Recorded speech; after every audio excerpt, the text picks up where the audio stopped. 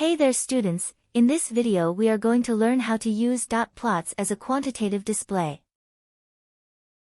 Alright, a dot plot shows each data value as a dot above its location on the number line.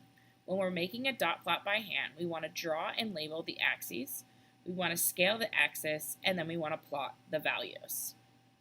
Alright, an example of making and interpreting a dot plot. Noble's Amusement Park in Ellisburg, Pennsylvania has earned acclaim for being an affordable, family-friendly entertainment venue. Noble's does not charge for general admission or parking, but it does charge customers for each ride. How much do the rides cost at Noble's? The table shows the cost of each ride from a sample of 22 rides in a recent year. Make a dot plot of these data. Alright, so when you're making a dot plot from scratch, you probably want to look and see what's your smallest value, what's your largest value. So our lowest cost is $1.25, the highest cost is $3. So I'm going to go ahead and count by quarters from $1.25 all the way up to $3. And then I'm going to see how much I have in each category. So I have 4 for $1.25, I have 8 for $1.50, I have 6, $1.75, I have 1 at $2, 1 at $2.50, and 1 at $3. Explain what the dot above 2 represents. Well, there's only one dot above 2, so I can go and look and see what ride that matched up with. So that was the Stratosphere, which cost $2 to ride. What percent of the rides in the sample cost $1.50 or less? So I'm going to count all the dots that are $1.50 or less, which is 12 out of the total 22 rides, which is 0.545 or 54.5%. All right, describing shape. So when you're asked to describe the shape of a dot plot or any quantitative display, you want to focus on some main features. You want to look for major peaks, not just minor ups and downs. You want to look for clusters of values and any obvious gaps, and you want to decide if the distribution is roughly symmetric or clearly skewed. All right, so in the bottom left, we have skewed to the right. The tail is on the right side. So for the skew part, it's all about the tail where it's like trailing off. Whatever side that's on, where there's fewer, that's what's skewing the data. The roughly symmetric is going to be kind of a mirror image on both sides. It doesn't have to be perfect, but it's roughly symmetric.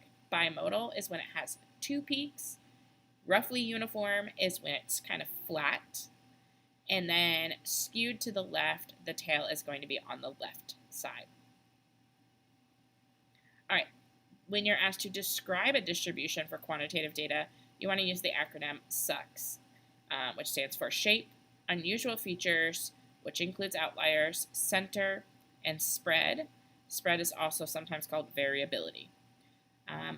The median is the middle value of the ordered set of data.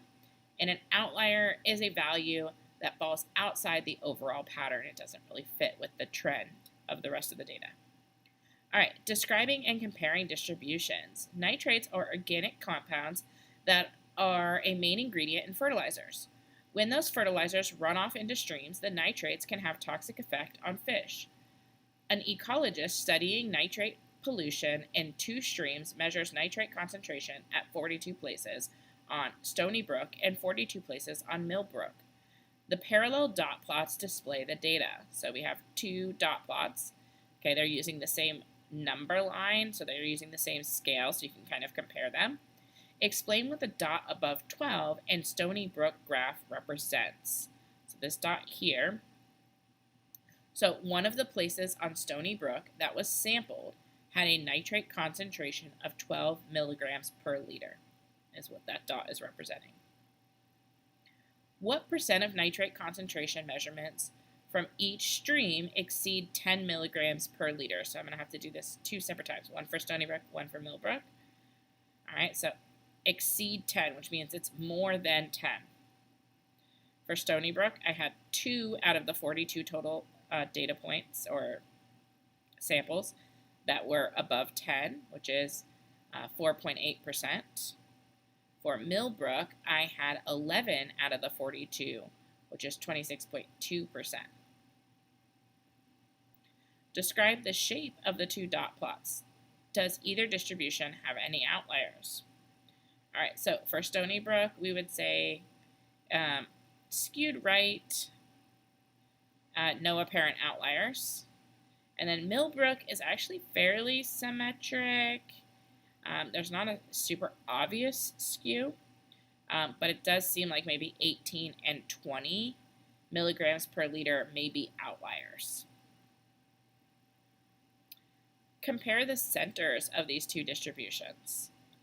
All right, so nitrate concentrations for Stony Brook tend to be lower, with a median at about 5 milligrams per liter, than Millbrook, which has a median at about 8 milligrams per liter. Is the variability in nitrate concentration for the two streams similar or different? Justify your answer. So remember, variability is talking about the spread, how spread out they are. And just by looking, I can see that Millbrook is a lot more spread out than Stony Brook, so they're different. The nitrate concentration for Stony Brook vary less, from 0 to 12 milligrams per liter, than Millbrook, which is from 0 to 20 milligrams per liter. That's all for now. See you next time.